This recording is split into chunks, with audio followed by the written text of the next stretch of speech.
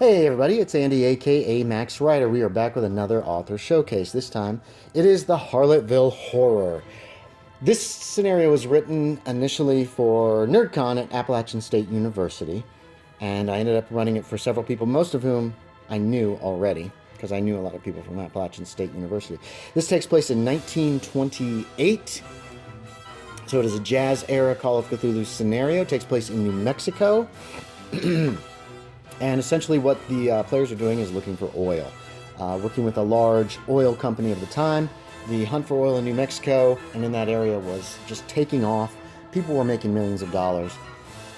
There's your hook. There's your reason to go to this tiny little rundown ghost town in the middle of the desert in New Mexico.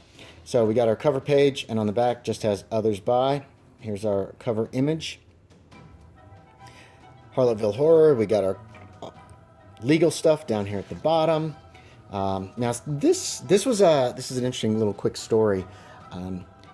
Our main monster, the main creatures in here, were developed by Robert E. Howard for one of his stories, and I got permission from the estate of Robert E. Howard to use that creature in the scenario. It was a little hard to track them down, but they were very nice about it, and so I wanted to give some. I wanted to definitely have a picture of Mr. Howard at the front, along with H.P. Lovecraft. We've got a quote at the top, and here's our play testers. The table of contents, again, for this one is pretty extensive, but this is only a 60-page scenario.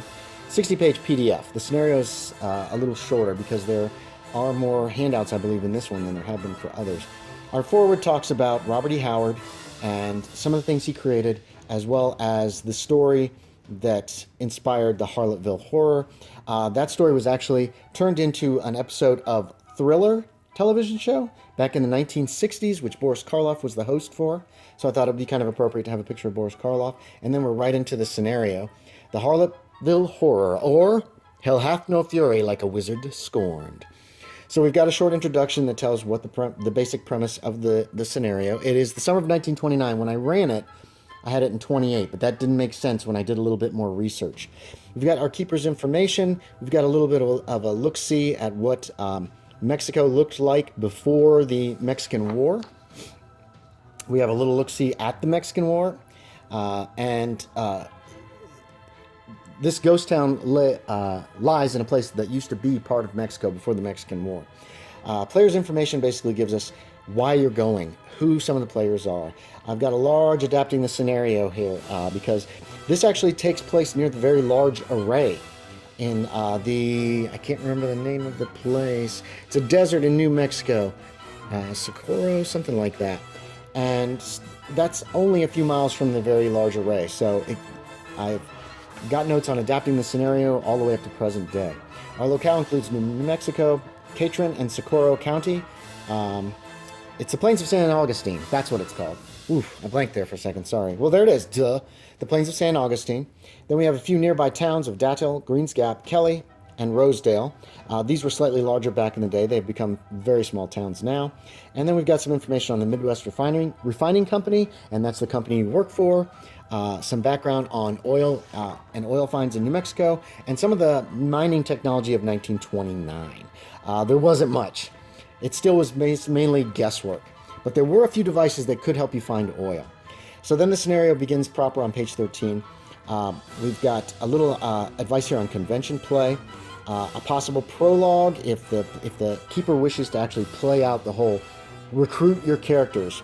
If it's in a convention, boom, you're on your way there. You're halfway you're just driving out to find this town. Here's about our investigators and the crew. We've got some pictures here. Roger Stanford is our executive. His secretary, who he's also having an affair with, is Amanda Rice. Dr. Evelyn Chambers is the geologist.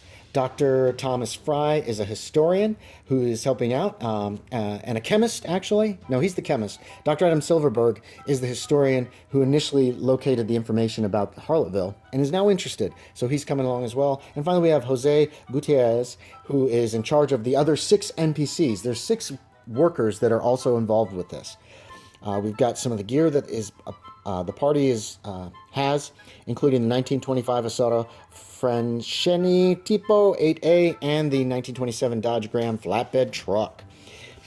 So you're heading for the ghost town. There's some information on doing drive auto checks and that kind of thing, and a little more detail on the motor cars that are being involved in the scenario. Once the players get to the ghost town, we've got our initial impressions, what it looks like, and then each of the buildings in Harlotville has information on it. Now, these have been abandoned for 100 years. So, but in the desert, buildings last a lot longer. So all the buildings still stand in Harlotville. They're just in really terrible shape. And certain ones are even in a worse way. We've got the tallest building is Madame Boudreau's, which was where the name of the town got. Man, I can't talk. It's where the town got its name, Harlotville, because harlots came through. Their wagon broke down.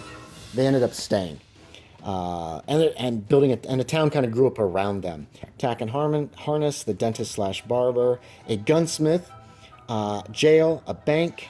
There are a few tiny mysteries in Harlotville as well that aren't just the terror that's going to come very soon.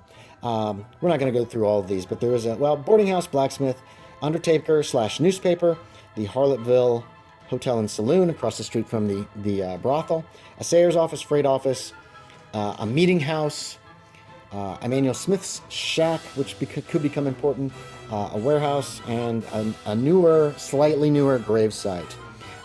We also talk about the wells and some of the outhouses that are still standing in the town. Then we get into the story itself, and as the players set up for the night, and what happens on that first terrifying night, hopefully. Not to mention the fact that certain of them are going to have some dreams before someone is caught trying to kill somebody else. Now, this is one of those scenarios where the players end up trapped here, but they could still just walk away if they wanted. They could try to walk away. So we talk about that a little bit in Fight or Flight, and in Staying in Harlotville.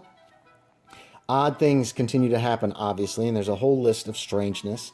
Then there is the center of the evil, which is the brothel. Now, this isn't the only place in town that has bad things, but I wanted to detail on the brothel because this is where it all started. And any players that are watching, you're spoiling this for yourself. Sorry. I hope I'll mark this with spoilers. So we got the brothel in great detail with every floor. Every room is noted, although many of them are just brothel rooms or private rooms for the harlots and that kind of thing. There are some strange things to find, including a voodoo doll and the like. Misleading the Players. Some of the handouts are slightly misleading in the fact that they're pointing at one thing when another thing is responsible. If the players stay a second night, there's some information on possibly how to pull that off, and if they continue remaining in Harlotville. We have the denouement. Each player at the end, and I always forget to do this when I'm running a game, each player should say what happens to his character after the game is over. After everything is said and done, what happens? Do you get fired? Do you go crazy? Do you end up burning down the town, coming back later and burning the entire town down? What do you do? I always forget that, so I included it in this one. We've got sanity rewards, and then the playtest notes, which describe what happened in my own game, and a short bibliography with the Robert Howard story. Here's Gear of the Expedition that the keeper can have. It's all separate and can actually print this out and hand it over to the players if she wants. And then there are a few magical items and a new magical spell in this. The Diary of Emmanuel Smith, which is a mythos tome, and the Statue of Yig, which is kind of, it's interesting. It's not really pertinent to the scenario itself, but it could actually lead to more scenarios.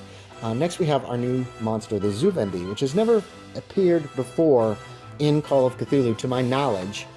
There she is. There are some NPCs. We've got the refining company laborers, the typical Zoovendi, although you can roll them out, they're all set up.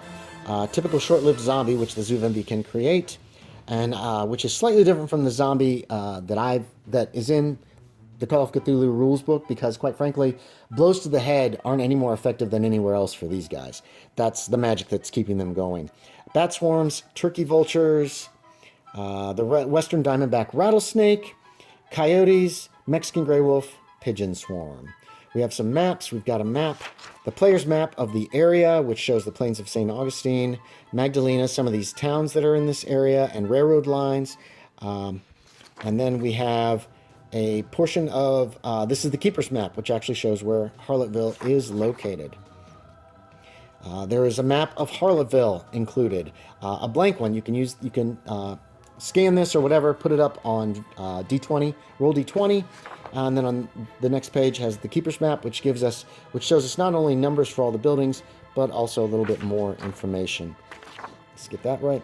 Then there's the Brothel map. And this map could have been on a lot of different pages, but I thought it's a pretty simple map. It just needs to go on one page. You got your player's brothel map. Again, this can be like screenshotted and then blown up a little bit for roll 20, or even screenshotted, blown up, printed back out, and put on a table.